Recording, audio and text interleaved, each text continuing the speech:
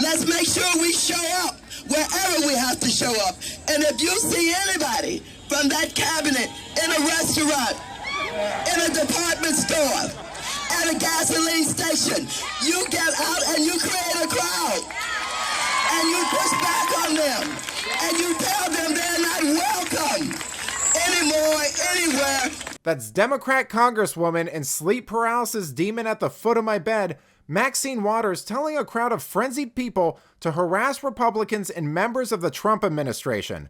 Welcome to Nerk News, I'm Nerkish, and my oh my how the tables have turned for old Maxine. That fiery speech she gave was in response to Republicans like Christine Nielsen and Sarah Huckabee Sanders being harassed and forced out of restaurants, which Waters didn't seem to have an issue with. Now it appears that she has a story of her own about being confronted in what I'm sure is a fine dining establishment.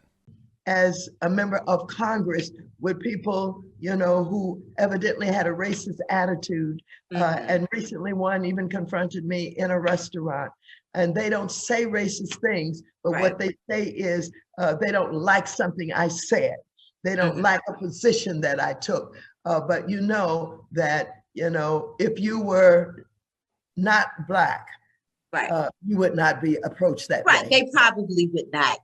They would think twice about doing it. They think that they can get away with doing it with you and that you're flat. Oh man, that sounds terrible. Did you hear that? Someone approached her and gently criticized her. I mean, it's almost pathological how these politicians bring race into everything. This lady left her multi-million-dollar mansion that's not even in the district she represents and is crying racism because someone approached her and said they didn't like her as a politician. Even though, by her own admission, they didn't actually say anything racist.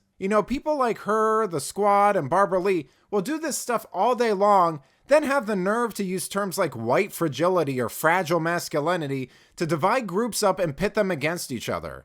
And then they have the nerve to call Trump the divisive one. Let's not forget how they acted when he was president. That same hatred and anger has led House managers to ignore their own words and actions and set a dangerous double standard. The House managers spoke about rhetoric, about a constant drumbeat of heated language. Well, as I'm sure everyone watching expected, we need to show you some of their own words.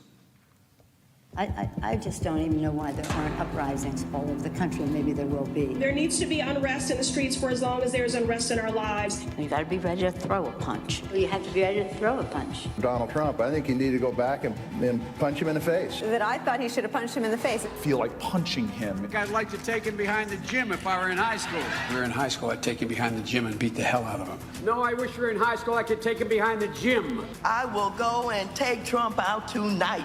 Take him out now. Okay. When was the last time an actor assassinated a president? They're still going to have to go out and put a bullet in Donald Trump. Show me where it says that protests are supposed to be polite and peaceful. That's an old montage, but it's useful to bring up next time someone says Trump is tearing the country apart, because when someone says something like that, they're almost always referring to the left's reaction to him and the mainstream media's portrayal of him. It's never anything he actually did. But let me know what you think. Was Maxine Waters unfairly harassed in public?